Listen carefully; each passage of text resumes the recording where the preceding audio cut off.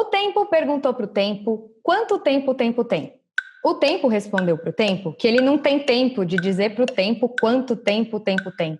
Afinal, sim tempo, né, irmão? Se você tá que nem eu e que nem o tempo, que acha que não tem tempo para nada, então chegou a hora de você separar um tempo para pensar e fazer as pazes com o tempo. A minha convidada de hoje é a filósofa e professora Lúcia Helena Galvão.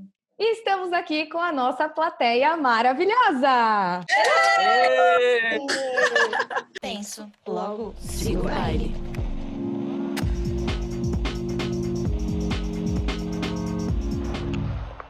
Olá! Muito obrigada pelo convite. Obrigada a você, eu fiquei muito feliz que você aceitou o meu convite. Eu sou uma aluna sua, né? Eu faço o curso de Filosofia Maneira Clássica na Nova Acrópole, então para mim é realmente uma honra ter você aqui nesse projeto comigo. Obrigada. Eu que agradeço. Bom, professora, temos um tema que está muito em alta, né? Eu vejo pelo seu Instagram, né? Até pelos vídeos que você faz na Nova Acrópole, em outros lugares, que o tempo realmente é um assunto que vira e mexe, volta a ter holofotes, né?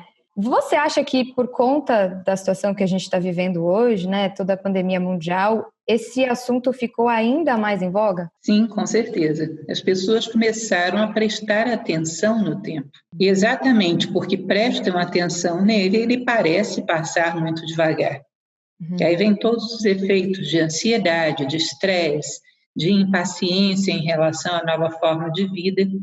Mas, na verdade, o nosso tempo não vinha sendo muito bem preenchido há muitos ciclos, não é? Talvez agora a gente esteja simplesmente vendo isso, vendo que se produziu uma quebra de rotina e nessa quebra, porque sempre falo, você deve conhecer essa minha fala, que a consciência nasce do contraste.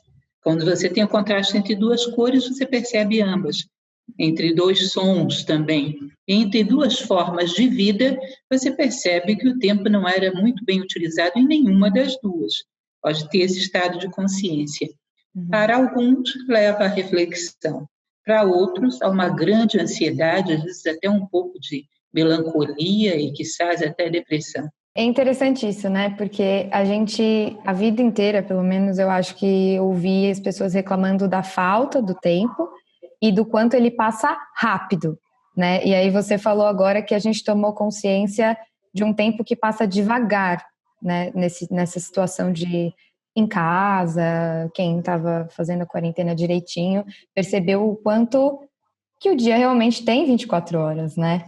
E quando a gente está na vida no antigo normal, assim, por que você acha que a gente tem essa sensação de que ele passa tão rápido? E eu sinto isso especialmente quando a gente está fazendo coisas muito boas, tipo tirando férias, assim. Na verdade, o tempo ele tem uma dimensão psicológica clara. Ele varia muito a percepção do tempo no estado de consciência que você coloca dentro dele. Eu costumo citar o exemplo do apaixonado. Falta 10 minutos para sua amada chegar. Esse tempo se arrasta, parece uma hora. Agora faz 10 minutos que ela chegou. Isso voou, não deu tempo nem para o primeiro beijo. Então, a dimensão psicológica, a intensidade emocional, a lucidez que colocamos dentro dele, tudo isso são variáveis que fazem com que ele se estenda ou se encolha. Todo tipo de oscilação emocional, em geral, perturba a nossa percepção do tempo. Todo tipo de observação lúcida, sensata, com autocontrole, nos permite estendê-lo e colocar mais conteúdo dentro dele. Esse nosso ciclo agora foi uma excelente oportunidade de sairmos da arena, irmos para a arquibancada e admirarmos a nossa vida, vermos como ela prosseguia e como estávamos usando o nosso tempo. E se isso era realmente o que queríamos para a nossa vida. Aquela pausa para observar o nosso sentido de vida, que sempre tivemos vontade de fazer, mas nunca fizemos, porque não demos prioridade, a história nos obrigou a fazer. E agora a gente fica um pouco confuso aí, porque ao mesmo tempo que isso é uma oportunidade, também nos dá medo, porque pode levar um monte de constatações que vão obrigar a rever a minha vida. E, no fundo, existe aquele desejo de inércia, da lei do menor esforço, de deixar as coisas do jeito que estão, porque é onde você tem menos risco, é onde está o conhecido. Ou seja, aquilo que popularmente se chama de zona de conforto, né? E que acaba sendo um vício. Tem uma outra palavra que eu já vi você citando em algum vídeo e também associando a vício, que é a procrastinação, que eu acho que é uma palavra que, nesse momento também em que as redes sociais estão recebendo muito conteúdo, né, muita gente realmente refletindo e pensando sobre tudo, mais do que antes, ela virou meio moda, né? A palavrinha procrastinação a gente vê em muitos lugares, assim. Por que você associa ela também a um vício? É um vício e nos leva a uma frustração constante. Se você tem um mês para fazer um trabalho que eu te proponho, em uma semana faz o quê? Absolutamente nada. Na segunda, idem. Na terceira, idem com maior distração e acréscimo ainda. Na quarta, faz 7, 6, 5, 4, 3, 2 dias, você puxa os cabelos e começa a correr. Existe uma espécie de prazer do último minuto, aquilo que a gente chama de adrenalina pura. Só sabe fazer as coisas quando a vida nos coloca contra a parede. O peso da inércia é tamanho que só a urgência desesperadora nos coloca em movimento.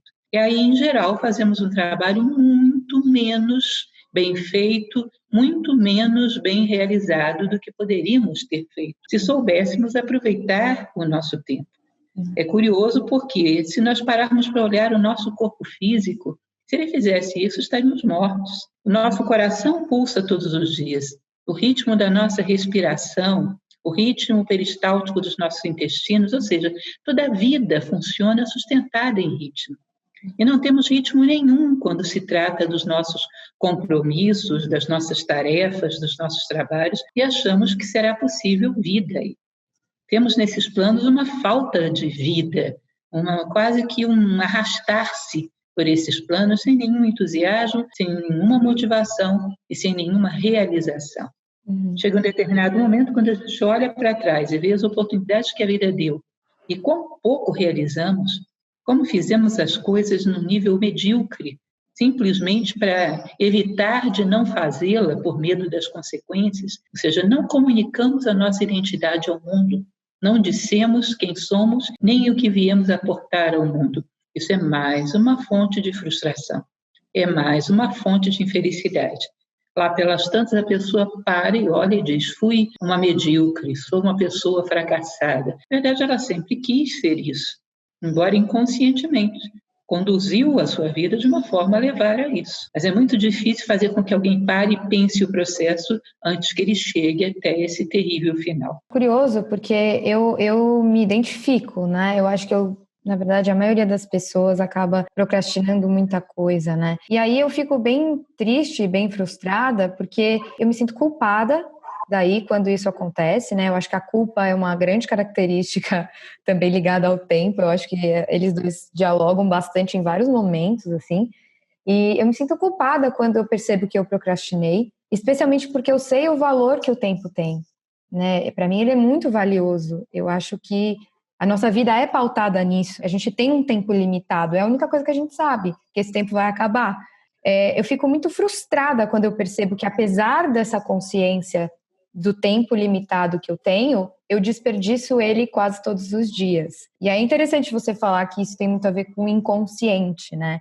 E aí, esse inconsciente, ele estaria me sabotando por um medo. Aonde ele opera? Na verdade, não é bem o inconsciente que eu quis dizer. O que eu quis dizer é a inconsciência com que transitamos pela nossa vida, quase que ligados no piloto automático. Já foi feita uma experiência, uma ocasião em relação a isso. Pegaram pessoas, em geral, na faixa de 40 anos de idade a 50, e pediram que essas pessoas contassem tudo que elas se recordavam das suas vidas, com tempo ilimitado. A média de narrativa ficou em torno de 4 a 5 horas para uma pessoa que viveu 40 anos.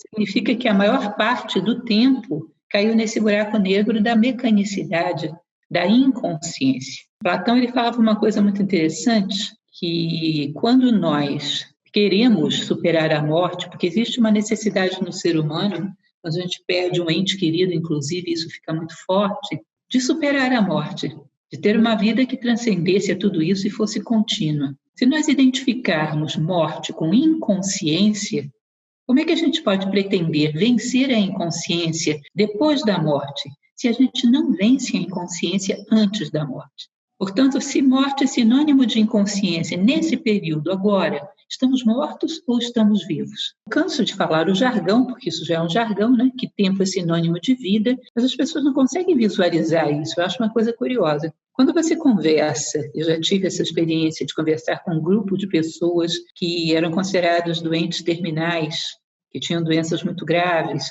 e que tinham sido diagnosticadas com um tempo muito reduzido, elas entendem isso perfeitamente. Elas entendem que estão lutando por cada dia e que cada hora é um benefício, cada hora é uma dádiva. Que incrível isso, né? Por isso, mais uma vez, eu volto àquela teoria oriental, teoria do impacto, que diz que o contraste gera consciência. Só realmente percebemos que o tempo é sinônimo de vida quando estamos diante da morte. A morte é uma boa conselheira, como dizia um filósofo estoico, Marco Aurélio, uma boa conselheira. É bom tomá-la como conselheira, porque ela nos dá o sentido real daquilo que estamos fazendo agora, do que deveríamos fazer. Segundo essa tradição estoica, se alguém me perguntasse, se você fosse morrer, o que você estaria fazendo agora?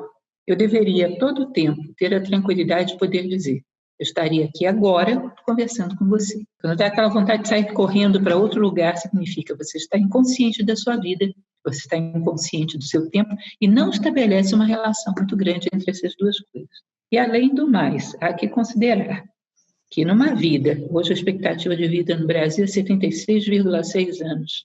Numa vida de 76 anos, um dia não é muito pouco. Não. É uma unidade bem significativa. Se vivêssemos alguns milhares de anos, talvez a gente pudesse dizer, um dia não é muita coisa. Mas com essa expectativa, ele é muita coisa. E deveríamos dar um valor real a cada um desses nossos dias. O meu episódio, se eu não me engano, número 3 ou 4 aqui do programa, o título é Os 30 são os novos 20, com a psicóloga Alda Marmo, e ela fala de uma tabela bem interessante, que com certeza você já deve ter visto, em que cada quadradinho dessa tabela é uma semana da nossa vida. Quando você coloca isso no papel mesmo, né, e consegue enxergar quantos quadradinhos você tem, e aí a tabela, se eu não me engano, vai até 90 anos. Cada semana que você vive, você pinta um quadradinho, né? Você começa a ter realmente uma visão mais palpável e mais material desse tempo. Eu até estava conversando sobre isso essa semana. Quanto mais jovem você é, mais demora o tempo para passar, inclusive porque existe uma proporção do tempo que você viveu, né? Então, se você viveu 10 anos, uma semana para você é uma fração da sua vida muito maior do que para quem viveu 60 anos. Então, é muito interessante fazer essa experiência, né? Eu fiquei bem desesperada quando eu vi essa tabela. Você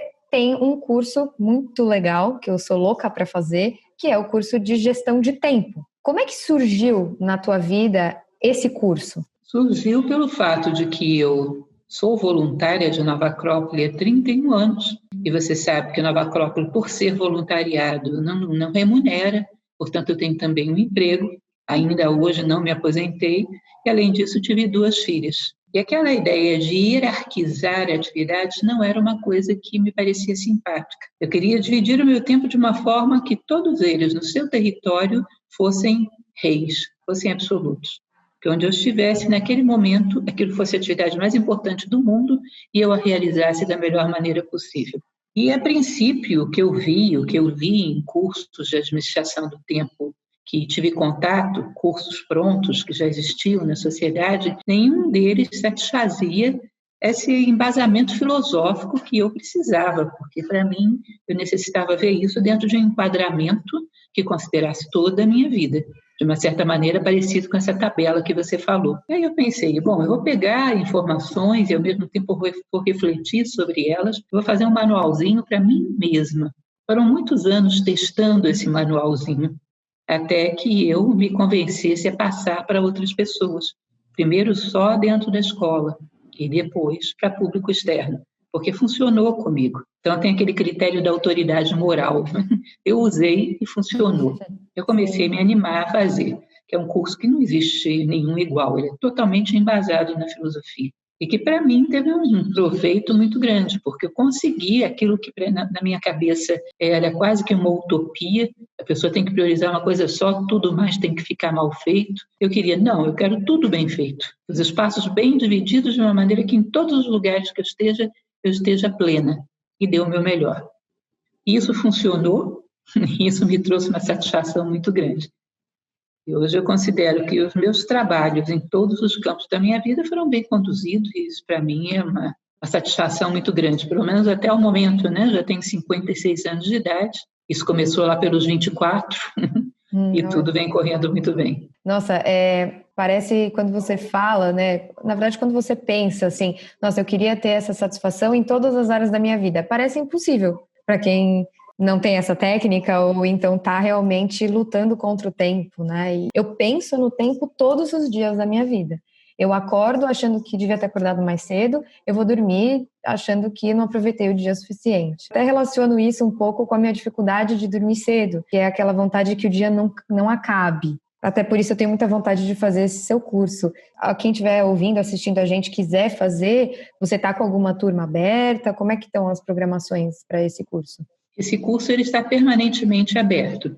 E se você me permite, eu gostaria muito de presentear a você uma matrícula nele.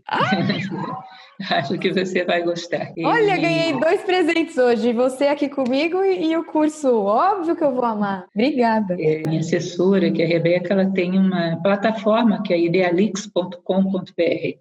E o curso de administração do tempo e técnicas de estudo, estão sempre disponíveis.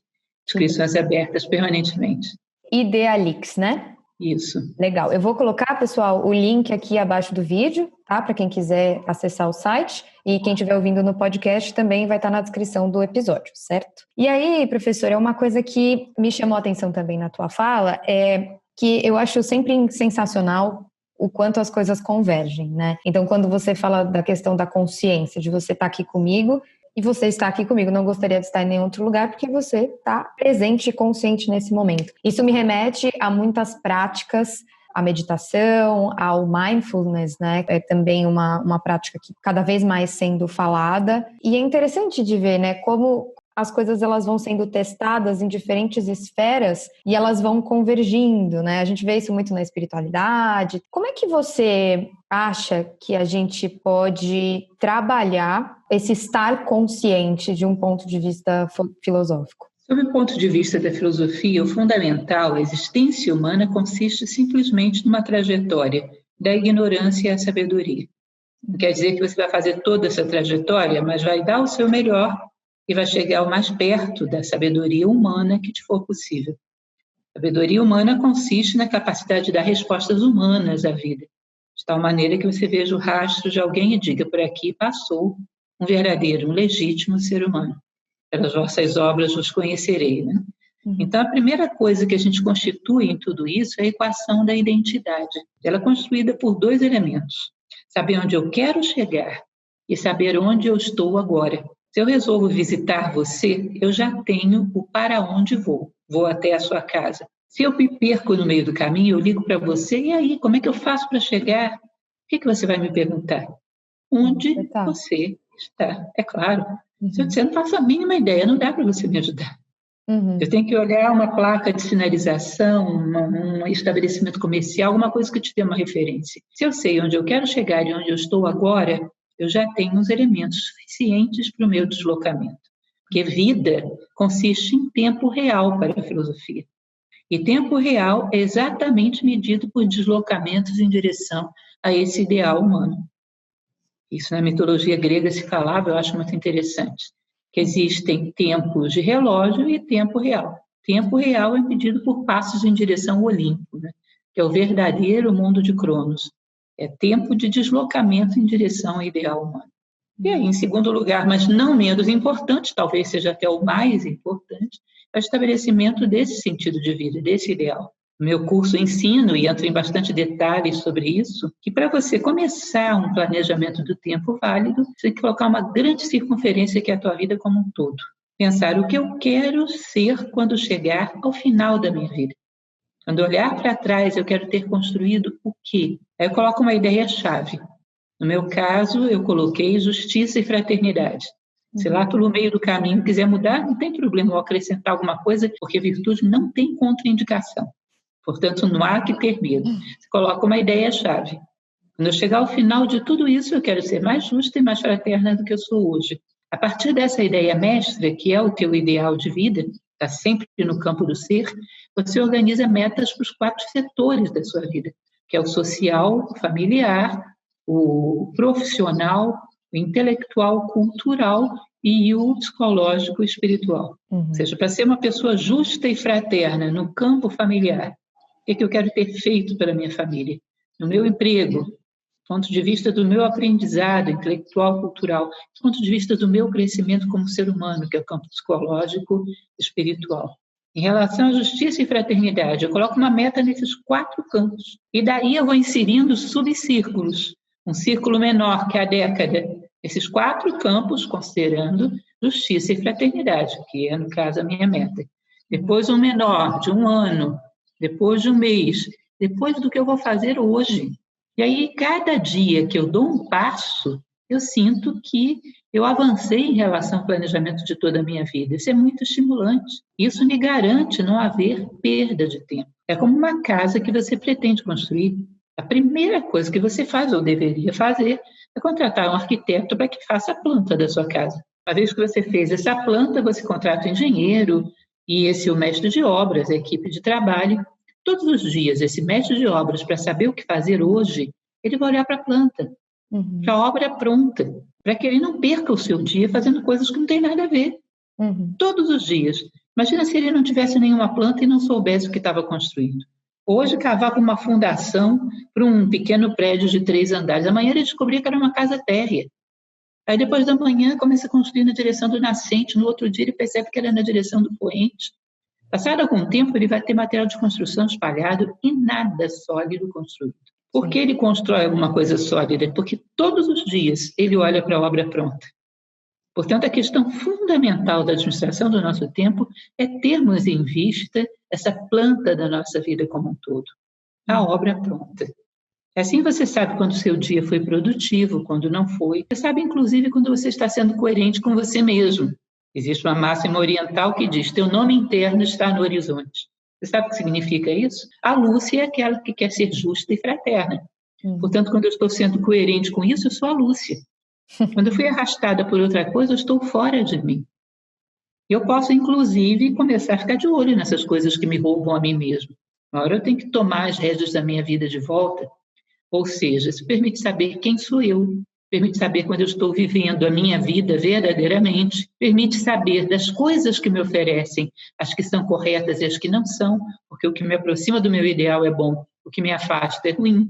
Permite criar valores próprios e não clonados da sociedade. Ou seja, o que me leva à minha plenitude é honesto, o que afasta é desonesto.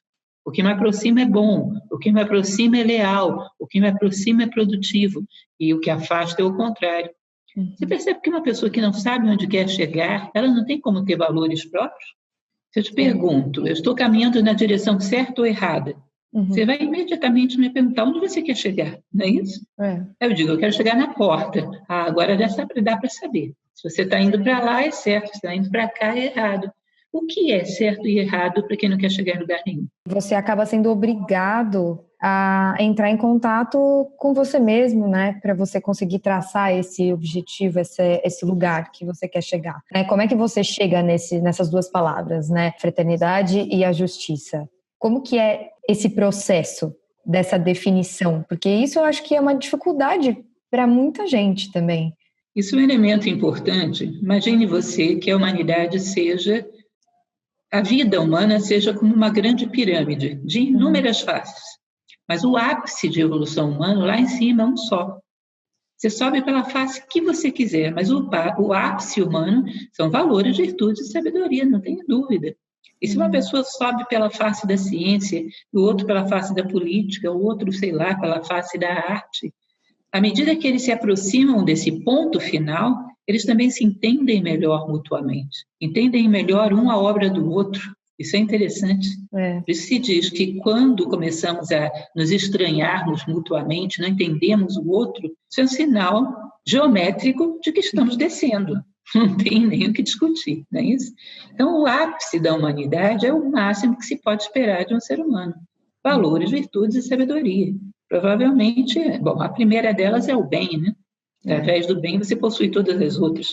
Mas um critério que eu utilizo, sempre considerando que valores não têm contraindicação, é o que me impede de subir o próximo degrau como ser humano.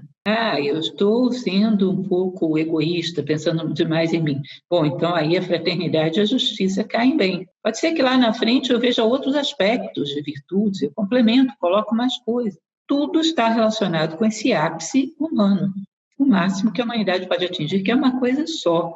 Não é um objetivo para cada um.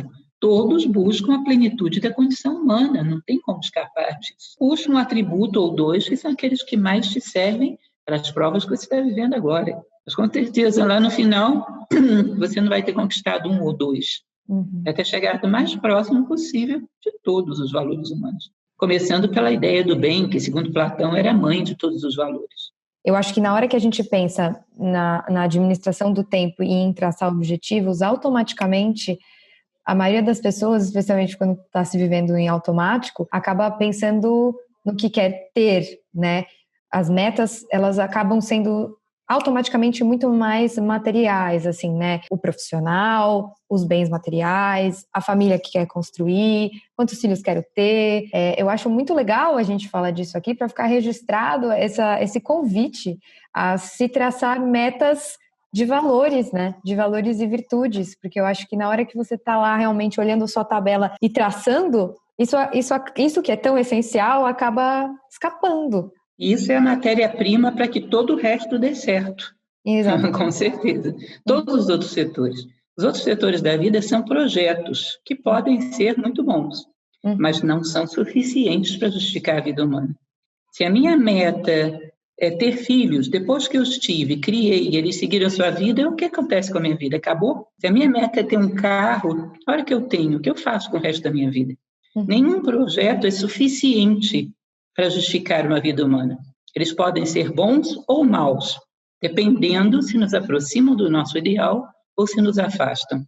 Mas não são suficientes para o ser humano. Eu acho que você acaba caindo nisso de qualquer forma, né? É isso, porque todas essas coisas sem essa base, elas são ocas, né? Elas não param em pé. Os desafios acabam te levando a ter que desenvolver, né? Pelo bem ou pelo mal. Você tendo isso consciente ou não. Agora, uma outra palavra, sempre que eu falo e penso sobre o tempo, ela aparece, que é a rotina. Uma vez eu ouvi você falando que a rotina é um pequeno trecho de uma rota. E eu achei super legal, né? Até pelo nome, rotina, eu achei ótimo isso. Eu sempre penso nisso. Que tem a ver com isso que a gente está falando, né? De você traçar essa rota maior. E como que você vê, professora, a rotina, né? Como ela pode ser a nossa aliada nesse processo? Quando a rotina é consciente, que existe a acepção pejorativa da rotina, que é a mecanicidade, né? Quando você entra no piloto automático e não cresce nada. Fica repetindo, feito Chaplin naquele filme Tempos Modernos, né? O apertador de parafusos. Agora, imagina um ato extremamente repetitivo, que é o ato de você dar passos, caminhar. Um passo é muito parecido com o outro, só que se eles são dados conscientemente na direção que você quer, cada um deles vai te fazer avançar mais. Nós temos que desenvolver a arte de fazer atos semelhantes, mas sempre mais conscientes do que na véspera. Que significa que esses procedimentos semelhantes estão sendo feitos com cada vez maior perfeição, cada vez mais próximos das nossas metas. E o que eu acho curioso é que, como a vida ela é dotada de sentido, ela é cosmos e não caos, quando você esgotou tudo que uma experiência repetitiva tinha a oferecer, em geral a vida te desvia para a experiência seguinte. É interessante, é como se fosse uma criança que esgotou uma série escolar.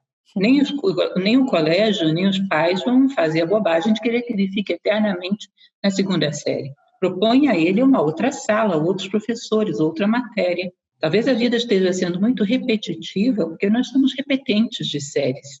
Nós estamos aprendendo o que essa série nos ensinou. Portanto, estamos condenados a ficar presos aí, enquanto não aprendermos a lição. Portanto, se uma experiência me cabe num mundo onde não existe caos, significa que ela tem alguma coisa para me ensinar e que eu ainda não aprendi. O dia que isso estiver bem assimilado naturalmente, a vida vai me levar em outra direção. E aquele que confia na vida está muito tranquilo em relação a isso. Eu estou aqui, é porque aqui ainda tem muita coisa que eu não vi, que eu não fiz, que eu não realizei. Essa coisa de colocar a meta, colocar aonde chegar, eu já ouvi pessoas falando assim, mas e aí, qual é o espaço que você deixa para o surpreendente, né? Para aquilo que pode acontecer, que você não estava esperando e que pode ser melhor do que o que você havia planejado. E aí eu acho que tem um pouco a ver com isso. O que acontece o surpreendente? Se você não aprende nada com a vida, não vem surpreendente, vem desastre. Que é exatamente o momento em que as portas começam a se fechar. Surpreendente vem exatamente quando a vida, em determinado momento, diz: chega essa experiência, você já deu tudo que tinha que dar para ela, ela te ensinou já tudo que tinha para ensinar. E ela, de repente, te propõe um cenário totalmente diferente. Quando a vida abre uma nova porta, significa: você superou a experiência até aqui. Quando nos negamos a superar, às vezes ela coloca uma parede diante de nós, para evitar que a gente continue andando naquele mesmo plano. Ela coloca uma parede diante de nós e continuamos batendo, querendo continuar em linha reta. Enquanto não olhamos para cima e não procuramos a solução em outro patamar, não conseguimos continuar caminhando. Aí vem as crises. No fundo, você vai perceber que tudo isso se enlaça muito bem com o aproveitamento do tempo. Sim. A pessoa que está sempre aprendendo o tempo todo com aquilo que a vida lhe oferece, sua vida pode ser uma linha inclinada sem grandes conflitos, sem grandes problemas. Agora, os grandes problemas vêm porque nós nos acomodamos. E a vida tem que colocar diante de nós uma parede, por um ato de misericórdia, para não desistir de nós, para nos levar aonde temos que chegar. Para isso estamos aqui. Sim. E como que a gente diferencia essa pausa do comodismo para a pausa saudável, né? Você acha que existe essa pausa saudável? Com certeza. Não só existe, como é necessária. Quando eu falo no meu curso, por exemplo, para se fazer um planejamento anual, mensal, isso inclui a pausa para descanso, para mudança de clima, com certeza. Agora, você percebe que hoje há um problema muito sério em relação a essa questão da pausa, porque as pessoas não sabem o que realmente traz a elas algum descanso. Então, por exemplo, eu paro de estudar, estudei 50 minutos, recomendava uma pausa de 10 minutos. O que eu faço? Eu levanto, pego o telefone e vou ligar para alguém para brigar. Brigar com o esposo, brigar com... Você volta mais estressado do que foi. Dessa maneira, talvez fosse melhor não fazer pausa. Nós hoje vivemos um desconhecimento de nós mesmos tal que nós não sabemos o que nos recicla, o que nos traz prazer, o que nos traz satisfação. Portanto, até aprender a fazer pausa é necessário. Da maneira como nós usamos, às vezes cansamos mais na pausa do que na atividade. Eu fico vendo chegarem os esgotados das férias no mês de fevereiro. As pessoas vêm chegando, precisam de 3 meses para descansar das férias. Verdade, e não somos iguais, né? Cada um tem o seu melhor aproveitamento. Acho que isso é importante também. Não é porque viajar é bom e todo mundo gosta que é a sua pausa ideal, né? Pode ser por um tempo, às vezes, né? E é difícil quando daí isso não complementa, né? Acho que muita gente sofre também com essa... Vamos tirar férias juntos, né? E aí vai aquela galera viajar junto para as férias e aí sim, volta todo mundo exausto porque tá um tentando fazer a pausa do outro, né? A coragem de encarar, conhecer e ser aquilo que somos. E aí te dá a oportunidade até de viajar, se você quiser viajar, mas não precisa ir para o lugar da moda. Você pode ir para um local que talvez pareça estranho para os outros, mas é onde te traz maior reflexão, maior descanso, maior paz. Isso ninguém vai fazer essa tarefa por você, que é a tarefa do conhece-te a ti mesmo. Estamos num momento de muito incentivo ao autocuidado e ao autoamor, mas isso é uma coisa que não se fala muito, né? O autocuidado, ele para ali em práticas para você fazer consigo mesmo, né? Mas isso é uma excelente dica de autocuidado. Você se preservar nesses seus momentos de pausa, você fazer as suas escolhas, né? É sábio você fazer essas escolhas dessa forma, assim. Com certeza. Eu acho que o principal cuidado de si mesmo é saber quem você é e deixar com que isso se manifeste no mundo. Porque senão, por muito conforto e cuidado médico que você tenha do lado de fora, é como uma mãe tentando impedir o seu filho de nascer. Uhum. Isso é a coisa mais absurda que se possa imaginar, de dor para ela, para a criança, para todos. Ou seja, existe dentro de nós um ser que precisa dar o seu recado ao mundo. Não deixá-lo fazer a sua parte deve ser o maior desconforto e a maior maldade que fazemos conosco mesmo. E não há nenhum cuidado externo que possa compensar essa violência. Eu queria saber se você consegue responder a pergunta tema desse episódio, que é: quanto tempo o tempo tem? Quanto tempo o tempo tem? O necessário para levar um homem da ignorância até a sabedoria. Se ele tiver anos de 365 dias, dias de 24 horas, horas de 60 minutos, minutos de 60 segundos. Quantos minutos têm as tuas horas? Muito bom, vamos lá. Então, para finalizar, a gente vai para o meu quadro Penso Logo Pergunto. E a primeira pergunta é: professora, se dinheiro não fosse uma questão na vida, né? Se a gente não tivesse que trabalhar para ganhar dinheiro, o que você faria da sua vida? Exatamente o que eu faço. Eu estou achando ótimo, porque todos os meus convidados respondem isso, eu só estou trazendo pessoas realizadas. Eu faria exatamente o que eu faço. Eu considero um privilégio poder ter me dedicado a algo que eu acredito. Sou uma voluntária há 31 anos, um trabalho diário, e isso é uma fonte de satisfação que não pretendo ver aposentadoria nunca. Quando tiver vida, eu quero compartilhá-la. Me sinto muito realizada em fazer o que eu faço. Não para não, que a gente não pode ficar sem os seus conteúdos, hein? Suas aulas. Qual que você escolhe? Série, livro ou filme? Livro, com certeza. No meu ofício não tenho nada contra os outros, mas no meu ofício o livro é necessário. E qual você indica para a gente hoje? Existe um livro que eu tenho indicado muito, sobretudo nesse período atual de quarentena, que é A Arte de Viver, de Epíteto. É um livro bastante pequeno, traduzido por uma tradutora americana chamada Sharon Glebel, e A Arte de Viver, ele pode ser aberto aleatoriamente. Ele te dá conselhos muito práticos e muito sábios para a vida. É um manual que pode ser mantido na cabeceira, que vai ser um precioso conselheiro, com certeza. Se você pudesse bater um papo com alguém por 1 hora, que nem a gente está fazendo aqui hoje, quem seria essa pessoa e sobre o quê? E essa pessoa pode estar viva ou pode já ter morrido?